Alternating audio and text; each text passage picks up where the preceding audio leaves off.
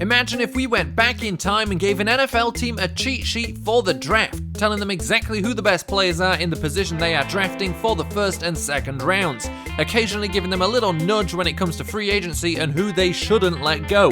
What would those teams look like now if they were able to always play the draft perfectly?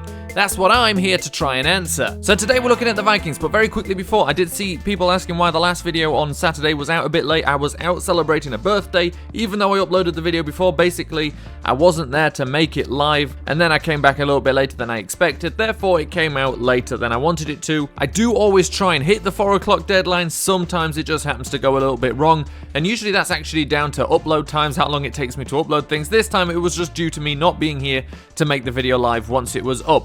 Anyway, on to the Vikings. Now, before I get onto building this team, I obviously know now, as I'm talking, exactly what the team looks like, exactly who they could have drafted, because I had to do all of that before I make this video. However, before I went and found that out, I wrote something down that I'm now going to read. These were my opinions about what I thought was going to happen before I built the team. So this is what I wrote down beforehand. I believe the Vikings will have drafted perfectly on defense. Even offensively, they must have done very well. Now, there are 1 or 2 positions I know that will probably be upgraded on that side of the ball, but despite probably having some relatively major holes on offense once this team is built, I am expecting around an 80% success rate.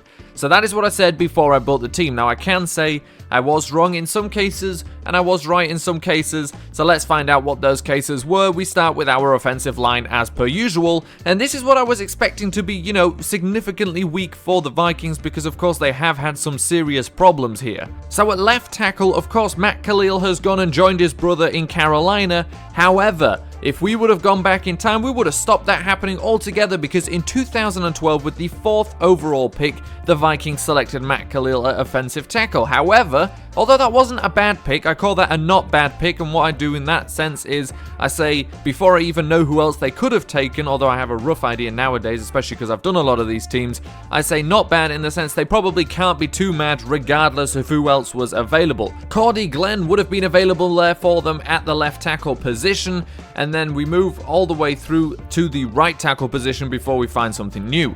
Brandon Fusco, Joe Berger, and Alex Boone, and those 3 guys are a minefield of name pronunciations. However, at right tackle, we don't have a change that I am calling, we have an off-season change that's just recently happened. Riley Reiff would be there for them at right tackle. However, of course, they probably have signed him in free agency to play left tackle for them. Obviously, now with Cordy Glenn still there, they would have never let Cordy Glenn go in free agency, unlike they let Matt Kalil go. Still get Riley Reiff, he plays right tackle for them, and it's not a bad offensive line they have here, actually. I expected this to be quite a problem for them. It actually looks pretty good, and that is where I was wrong in that prediction. I expected this to be one of the major holes. It didn't turn out to be a major hole. Then moving on to the tight end, in 2011, with the 11th pick in the 2nd round, the Vikings selected Kyle Rudolph. Without a doubt, the correct pick. Now, Jordan Cameron, who's just retired, would have been available. Julius Thomas would have been available. Kyle Rudolph, though, the best tight end available in that draft class. So we move down a step to the wide receivers. Now, Stephon Diggs, I've recently been putting on every other possible team, so of course he's still going to be here for the Vikings, and they didn't draft him in the first 2 rounds anyway. Then we move on to our 2nd wide receiver. In 2013, with the 29th overall pick, the Vikings selected Cordarrelle Patterson at wide receiver. And I'm going to go ahead and call that a correct pick. Now, the only other player, like I said, if people draft speed, I'm only really looking at what kind of speed receiver they can get, and the only other guy there really was Kenny Stills. And I would argue the Vikings, knowing what they get from Patterson on special teams, and the fact that he played pretty well as just a wide receiver last season finally, I think they would rather take Cordarrelle Patterson over Kenny Stills. Then for the 3rd wide receiver, Adam Thielen, and those are the wide receivers done. Of course, Charles Johnson has left them in free agency now, and Laquan Treadwell maybe will play a down of football for them sometime in the future, but these 3 wide receivers aren't bad, and it's just the same ones they've already got. Then we have Zach Line at fullback. Let's just get that one out of the way, and then comes the Adrian Peterson problem, but I'm gonna say let's bring him back, because otherwise really you've got Jerick McKinnon, and it's not, we saw last year it wasn't the strongest position for them without Adrian Peterson. Obviously the offensive line didn't help, but I'm going to call for right now, let's bring Adrian Peterson back and keep him on the team. So that leaves us with only the quarterback to go. Let's start with the quarterback that's already on the team, Sam Bradford. Now, it is worth mentioning, of course, well, most of these things wouldn't happen, but this is one of the situations where if one of these players was on the team, none of the other players would be on the team. So with the other players, Sam Bradford of course would have never been traded for. However, also in 2011 with the 12th overall selection, the Vikings took Christian Ponder, and they could have had Andy Dalton. So with Andy Dalton on the team, you probably don't ever have to trade for Sam Bradford, and it also means that in 2014 with the 32nd overall pick, they probably don't draft Teddy Bridgewater, and therefore couldn't have had Derek Carr instead. So the Vikings in this scenario have 3 starting quarterbacks on their team: Derek Carr, Andy Dalton, Sam Bradford.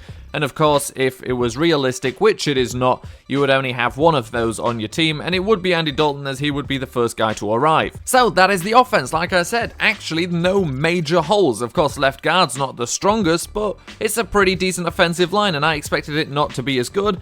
I thought obviously running back could be a major hole if we don't say Adrian Peterson comes back. That would be a bit of a problem spot. Wide receiver is actually pretty set. As long as they can avoid that injury bug they managed to get last season, they do alright for themselves, even without some of these changes. But enough of the offense, let's move on to the Vikings' strong point, the defense, the one where I thought they would have drafted perfectly with every single pick they made. Let's see how that prediction turned out. So starting at free safety in 2012 with the 29th overall pick, the Vikings selected Harrison Smith. There is not a conversation here, regardless of who else was in that draft class. Pretty much Harrison Smith, absolutely the correct pick at free safety. At strong safety, Andrew Sendejo. And then we move on to the linebackers. In 2014, with the 9th overall pick, the Vikings selected Anthony Barr at linebacker. Absolutely correct. However, you couldn't have done too badly regardless of who you took. The 2 linebackers that went after Anthony Barr were Ryan Shazier and CJ Mosley. Then in 2015, with the 13th pick in the second round, the Vikings selected Eric Kendricks. And I am going to call that the correct pick. You could have had someone like Jordan Hicks instead. I've put Jordan Hicks on a bunch of teams as a replacement, but I think Eric Kendricks was the correct pick. I think the Vikings would be very happy with him and probably wouldn't swap him for Jordan Hicks. Then we come on to the right outside linebacker position, which is weaker because, of course, Chad Greenway has just retired. Therefore, we can't have him on the team. So right now, they would have Emmanuel Lemur. So the right outside linebacker position, a little bit weaker, but it's not that big of a problem because, of course, he would be the guy that goes and leaves the field in nickel packages, things like that, or would be more likely to, so they can certainly move on okay without Chad Greenway, but I'm sure they'll look at replacing him pretty quickly. Let's now move on to the cornerbacks. In 2013, with the 25th overall selection, the Vikings selected Xavier Rhodes. No contest there, that was the correct pick. However, then we get to 2015. With the 11th overall pick, the Vikings selected Trey Waynes. Now, he did have a good later half of a season last year. However, they could have had Marcus Peters. They also could have had Ronald Darby. Now, Trey Waynes, maybe in another season's time, you can argue they made the correct pick. I called it a not bad pick, but Marcus Peters probably would have been a better pick. Therefore, my prediction of a perfect defensive draft shatters right there with that selection. And then for their third cornerback, obviously not a perfect nickel cornerback here whatsoever, the ageless wonder, Terrence Newman. And then we move on to the defensive line, the final group, of course. One defensive end, Everson Griffin. The other defensive end, Daniil Hunter, who we've been chucking on a bunch of teams. First defensive tackle, Linval Joseph. And then we get to the second guy, the last player. In 2013, with the 23rd overall selection, the Vikings took Sharif Floyd. Now, that is a guy where immediately, again, I said not bad. However, a man that was still available for them there was Kawan Short, and I would argue, of course, that would be a better pick. So, 2 players on defense were not perfect picks. As a matter of fact, 66% of the defense was picked perfectly. That is 4 out of 6. But the other 2 selections I did call not bad. So like I expected, they drafted very nicely defensively, but offensively also surprised me a little bit. Now, I think a record that the Vikings definitely do have is the record for the most first-round selections made. The Vikings have used 9 first-round picks in those 5 years.